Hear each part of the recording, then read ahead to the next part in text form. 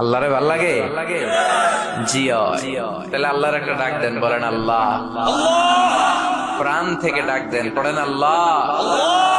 হৃদয় থেকে ডাকেন, বলেন আল্লাহ। আল্লাহ ডেকে বললেন, গোলাম যখনই ডাকবি তখনই আমি সাড়া দেই। আল্লাহু আকবার।